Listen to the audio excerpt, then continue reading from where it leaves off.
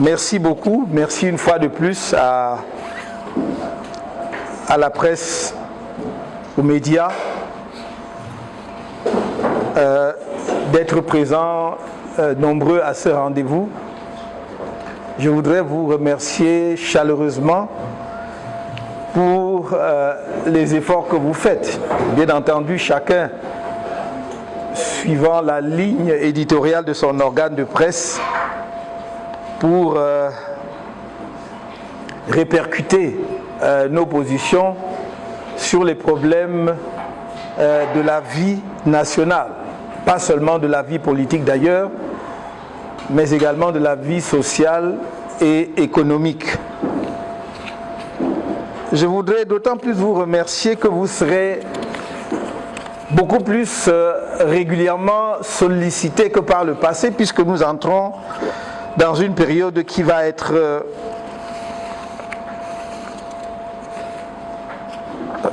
particulièrement chargée, où l'information des Camerounais sera déterminante dans les choix qui vont s'opérer dans les mois qui viennent.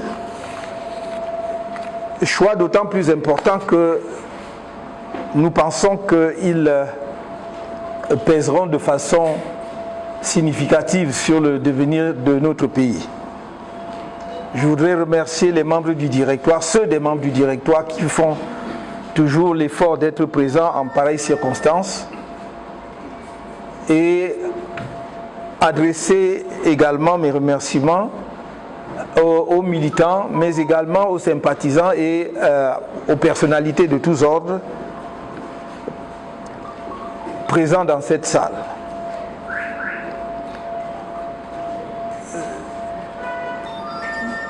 Mon point de presse de ce jour porte sur ce que nous considérons au MRC comme un flagrant délit de manipulation grossière du fichier électoral par le directeur général de l'ECAM et la société allemande Veridos, partenaire technique de l'ECAM. The voter registration campaign from January 2 to 21st August 2024 yielded good results with 755,085 new voters registered in 2024. This brings the total number of registered Cameroonian citizens to 8,116,960 before the cleanup. These unprecedented figures are a real reason for encouragement, and we expressed our appreciation in a congratulatory message to the Cameroonian people on the 1st of September. However, the process that led to these results was marked by numerous irregularities. Among the most blatant were the organized lack of registration kits, the obsolescence of the few kits available during this campaign, despite the significant resources provided by the Cameroonian people through the budget allocated to ELECAM.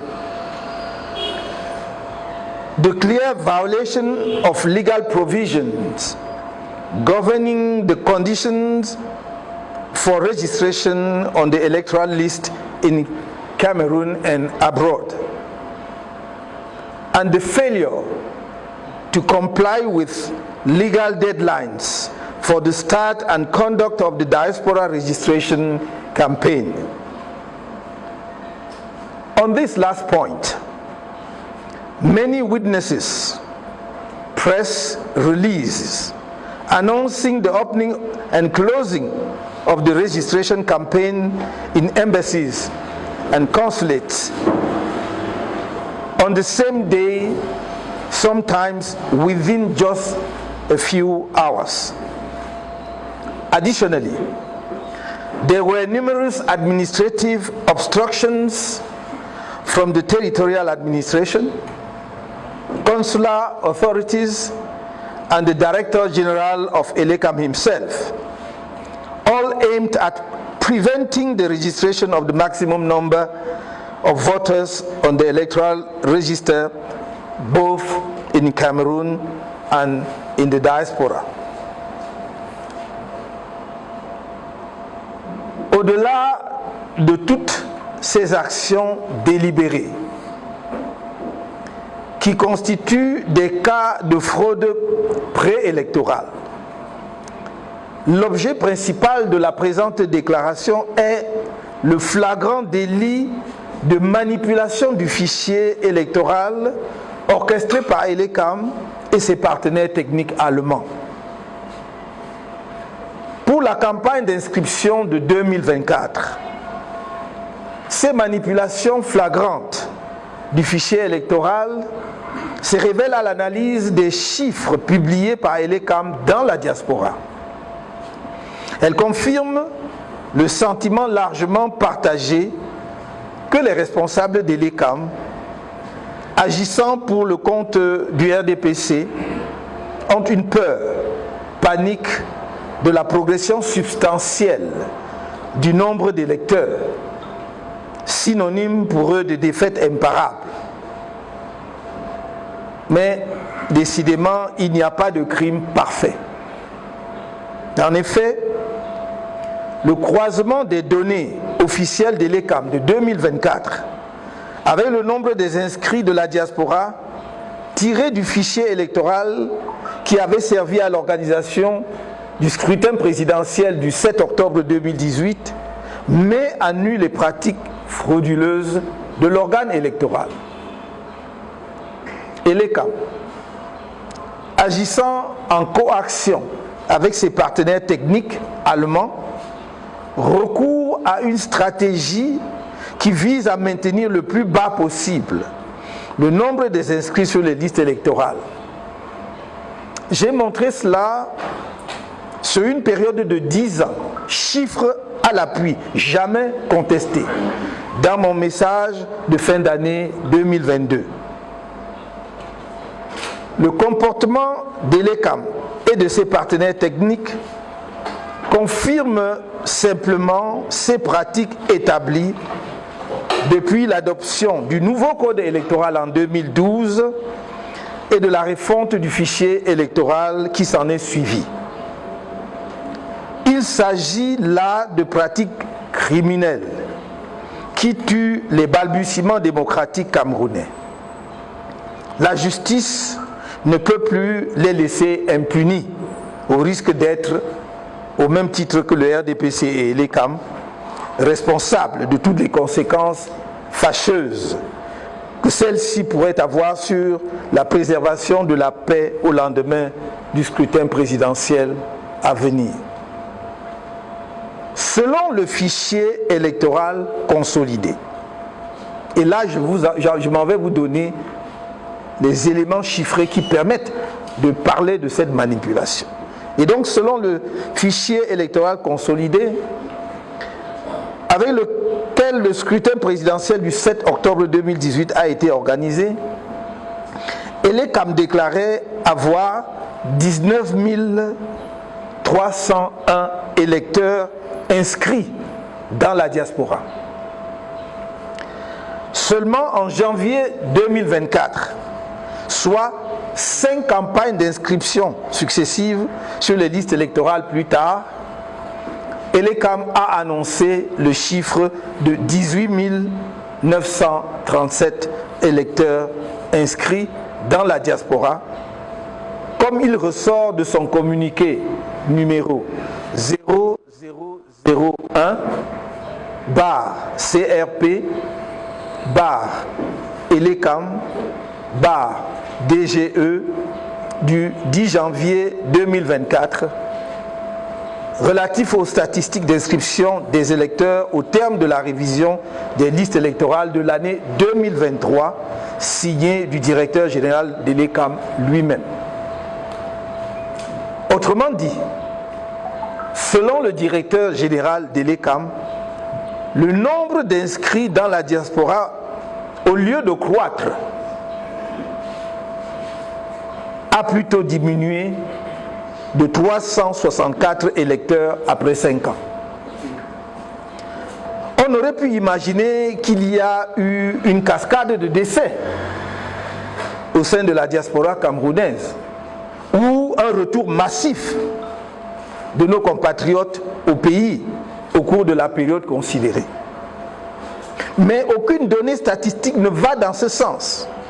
En tout état de cause, la disparition de 364 électeurs de la diaspora en 5 ans est simplement impossible, car même par la pirouette magique du toilettage, il aurait fallu qu'il y ait eu au préalable ouverture des inscriptions dans la diaspora au cours de cette période pour offrir l'opportunité d'une refonte. Or, depuis la clôture des inscriptions du 31 août 2018, il n'y a plus eu d'inscription en diaspora avant la brève et laborieuse campagne d'inscription de 2024. Quels sont donc les éléments qui ont permis à ELECAM de faire les ajustements pour arriver effectivement à un résultat qui nous permet de constater qu'il y a 364 électeurs de la diaspora qui auraient disparu entre-temps. According to various sources, including data from the Ministry of External Relations, the Cameroonian diaspora is estimated to be around 6 million people. It is well known that the ruling regime fear Cameroonians living abroad, as evidence, despite the numerous declarations by various officials and CPDM executives stigmatizing the diaspora, and despite public commitment made by the President of the Republic during an official visit to France in July 2009. Nearly 15 years later, the government still refuses to pass a law on dual nationality for electoral reasons. Le flagrant délit de manipulation du fichier électoral ici dénoncé ravive le souvenir douloureux et d'un épisode que vous connaissez bien, celui des faux procès-verbaux du scrutin présidentiel du 7 octobre 2018 et celui rocambolesque de la victoire du candidat du RDPC à ce scrutin avec un suffrage dit valablement exprimé de 100,48%. Ainsi donc, une fois de plus, ELECAM ait pris la main dans le sac. Je le dis et je le répète, il ne pouvait y avoir modification compréhensible, légale, du nombre des électeurs dans la diaspora que s'il y avait eu ouverture des inscriptions, refonte des listes permettant peut-être de constater des décès ou des gens qui ont changé de lieu de résidence. Il n'y en a pas eu de 2018 à 2019. Donc, dans tous les cas, on aurait dû, au début de 2024, lorsque ELECAM donnait les chiffres des inscrits à la diaspora, redonner les chiffres de 2018. Il n'y avait aucune raison, effectivement, que ces chiffres changent. Il faudra garder une vigilance absolue. Car n'oublions pas que face à l'enthousiasme suscité par les inscriptions massives des Camerounais sur les listes électorales, le directeur général de l'ECAM a fait du toilettage un outil avec lequel il peut anéantir tous ses efforts d'inscription.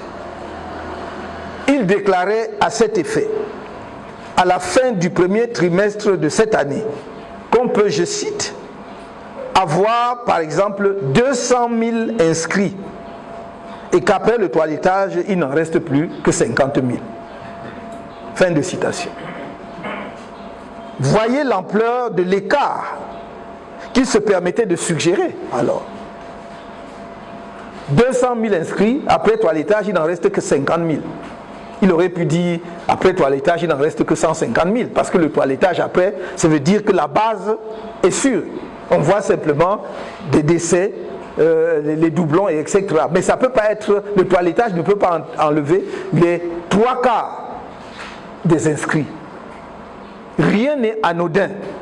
Et c'est notre devoir de vigilance en tant que parti politique d'être attentif à tout ce qui se fait sur la scène politique. Je vous rappelle que la constitution de notre pays, c'est elle-même qui dit que les partis et formations politiques concourent à l'expression du suffrage. C'est donc notre devoir, tout à fait légal et je dirais mieux constitutionnel, d'être vigilant sur la manière dont on confectionne les listes électorales, sur la manière dont se déroule le processus électoral et sur la manière dont on proclame les résultats des élections. Car selon cette doctrine, passez-moi le terme diabolique, les quelques 8 116 960 électeurs inscrits avant toilettage, annoncés par le directeur général de l'ECAM fin août 2024, pourraient fondre après toilettage et repasser sous la barre de 8 millions par la volonté cynique des responsables de l'ECAM, dont l'objectif est, comme je vous l'ai dit à plusieurs reprises, de bloquer le corps électoral camerounais dans une fourchette allant de 7 millions à 8 millions, et pas plus. Il faut que les Camerounais en soient conscients.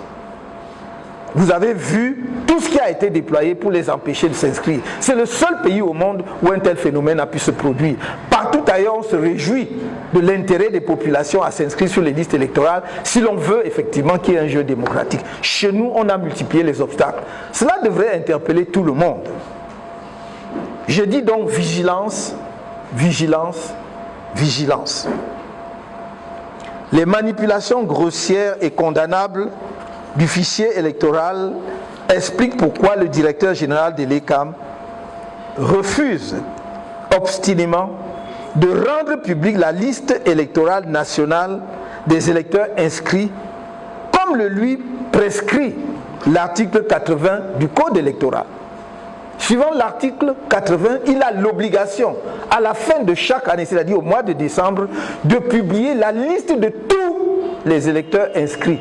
Ce n'est pas des listes partielles, ce ne sont pas des listes que l'on publie seulement dans les antennes, c'est une liste qui doit être exhaustive sur le site de l'ECAM afin de permettre à chaque Camerounais de vérifier. Par exemple, s'il y a des erreurs sur son nom, si son nom manque, ou si effectivement on a maintenu un décès, quelqu'un qui est décédé, alors qu'il est décédé.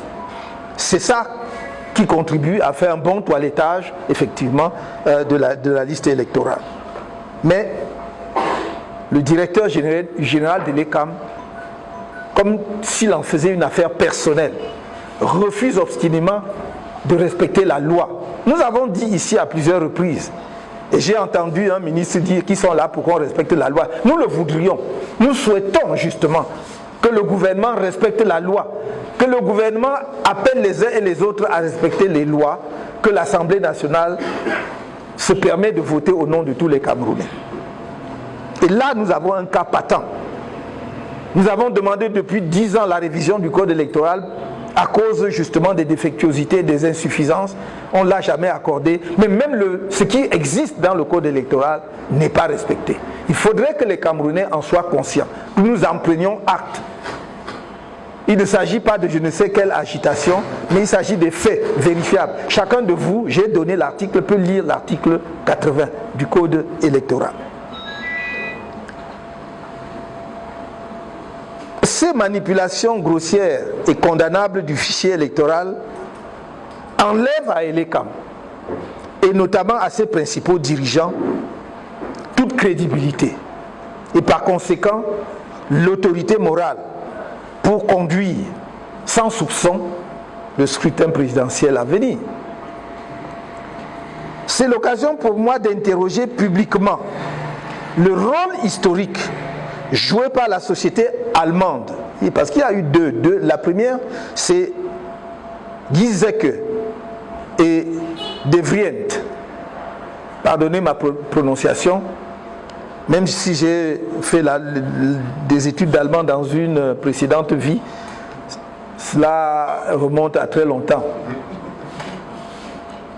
Donc, c'est l'occasion donc de nous interroger publiquement sur le rôle historique trouble joué par la société allemande, Giesecke et De Vries, qui avait gagné en avril 2012 le marché de la biométrisation du fichier électoral à près de 8 milliards de francs CFA pour finalement ne faire que l'informatisation des listes électorales. Parce qu'il s'agissait de mettre en place au Cameroun la biométrie.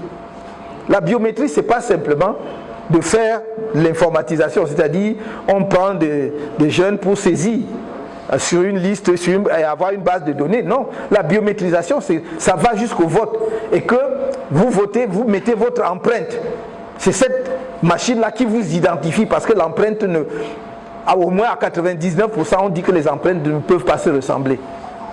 Mais voilà, on a payé 8 milliards pour un travail simple d'informatisation. On aurait pu donner un peu plus de travail aux secrétaires camerounais.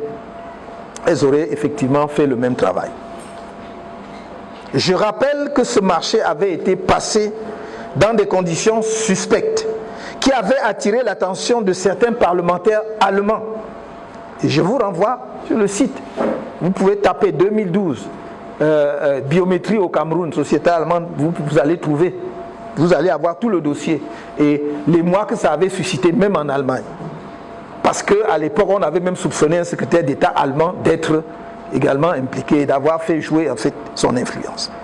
La responsabilité technique de cette société, Giesecke et De Vries, est lourde dans l'escroquerie à la biométrie infligée aux électeurs camerounais et donc dans les crimes électoraux qui sont perpétrés depuis lors par le régime en place. Une autre société allemande, Veridos, est depuis 2015 en charge de la fourniture des équipements pour la sécurisation des données constitutives du fichier électoral, de la fameuse et très suspecte opération de toilettage avec laquelle Elekam fraude et de la très délicate opération de production des cartes d'électeurs. Veridos offre à Elekam, qui est, comme on le sait, totalement soumis au pouvoir, l'appui logistique pour fausser les résultats électoraux au Cameroun. Ainsi, c'est avec son appui technique que le mythe de la première place de la région de l'extrême nord en matière électorale a été construit et vendu dans l'opinion par les officines de fraude du régime. Nous parlons d'une région où des centaines de milliers de citoyens sont pourtant abandonnés à eux-mêmes, sans acte de naissance, ni de carte nationale d'identité.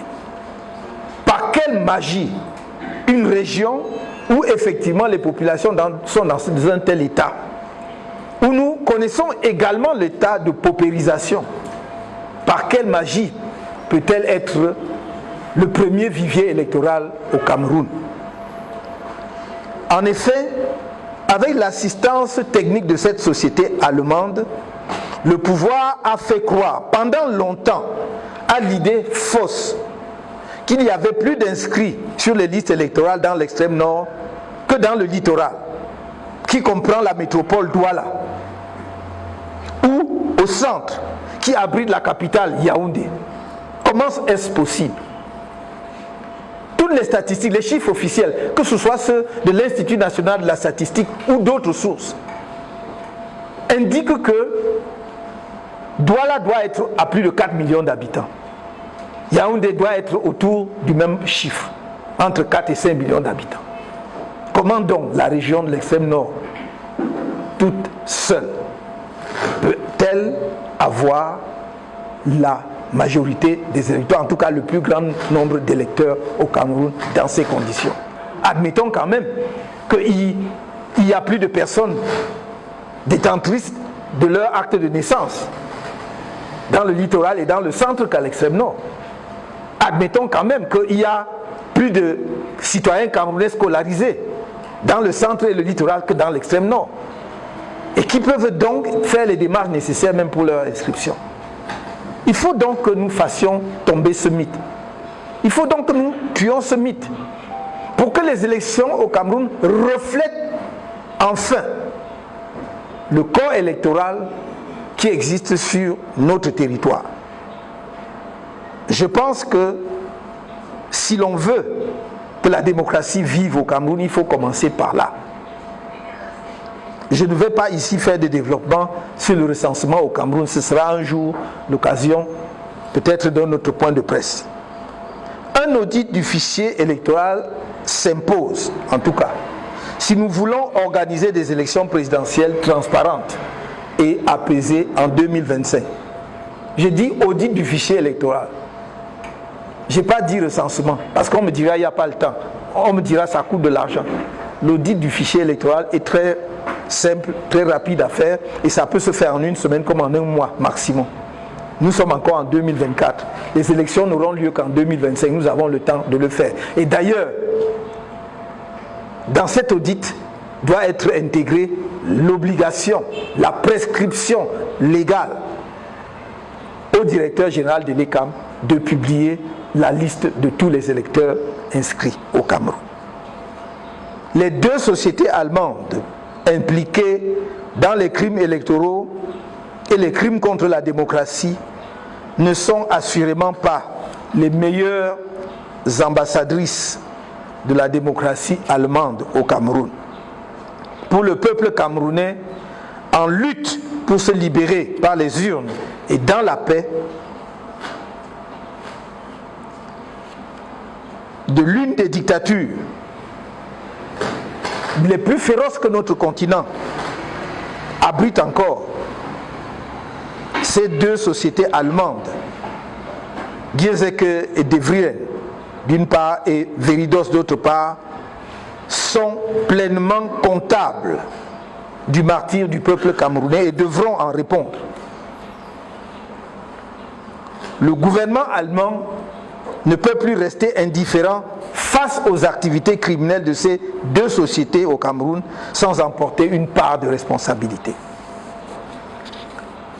Par ailleurs, les honorables membres du Conseil constitutionnel, dont le rôle est justement de veiller à la régularité du processus électoral, doivent, pour leur part, tirer toutes les conséquences de droit de cette forfaiture criminelle de l'ECAM.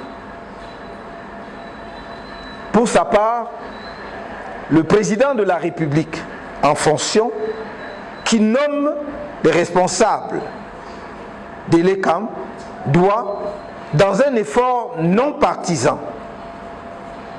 tirer toutes les conséquences politiques de ces faits criminels qui trahissent l'intention claire de voler, comme en 1992 et en 2018, la victoire électorale au peuple camerounais, même si on est conscient qu'il pourrait en être un des bénéficiaires potentiels.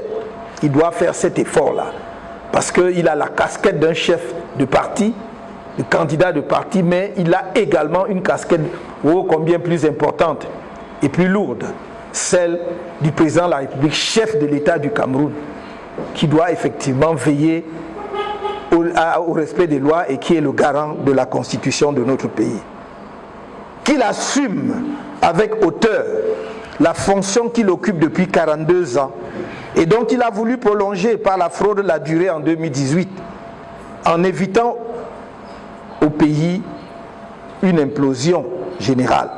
Oui, c'est maintenant qu'il doit agir pour arrêter ce mauvais vent que font souffler sur notre pays à l'approche du prochain scrutin présidentiel les instances dirigeantes de l'ECAM et leurs partenaires techniques allemands, à savoir Giesecke et De Vries d'une part et Veridos d'autre part. Que les membres du pouvoir judiciaire, du pouvoir politique, les autorités administratives, les forces de sécurité et les partenaires du Cameroun se le tiennent pour dit.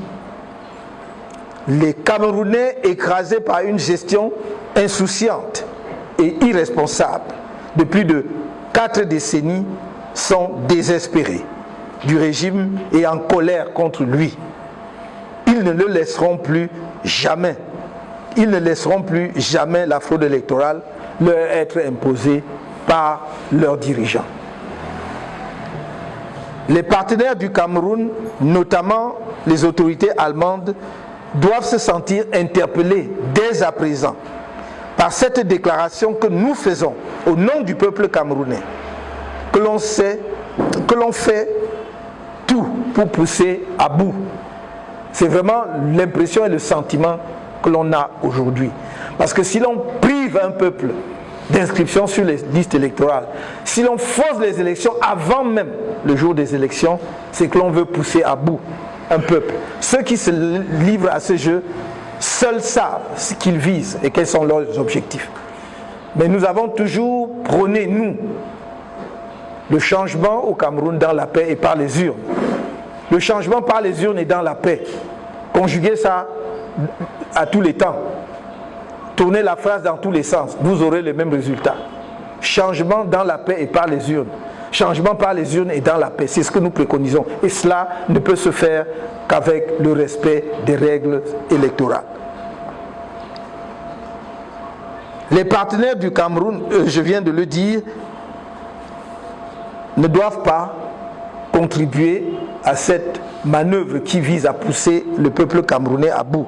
Nul ne pourra prétendre n'avoir pas été alerté de ces crimes électoraux pouvant déboucher sur des violences post-électorales au regard de la détermination du peuple camerounais à tourner la page dans les urnes et par la paix, et dans les urnes et dans la paix, pardon, d'un régime qu'il a réduit à l'ombre de lui-même.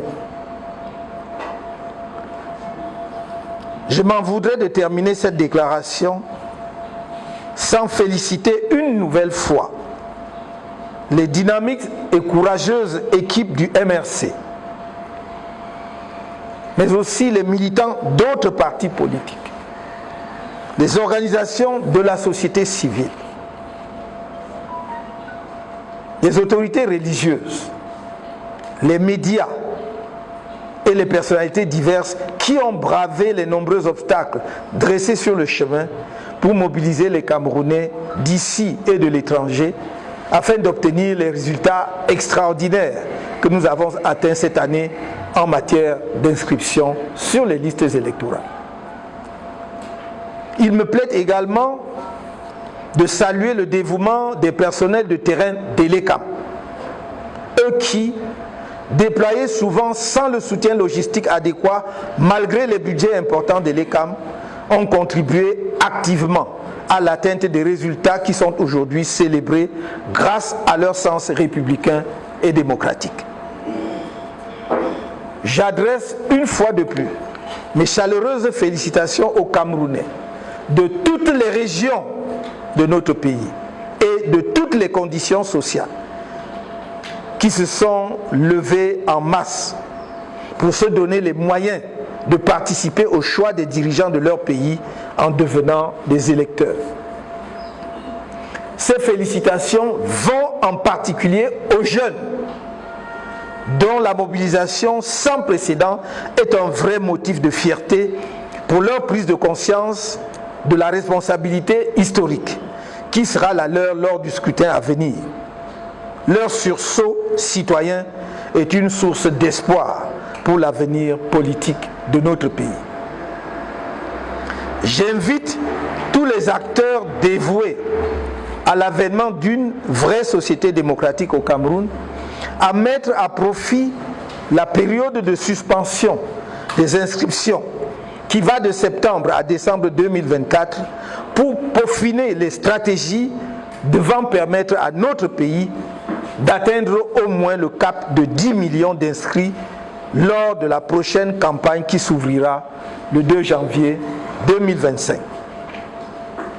Vive le Cameroun!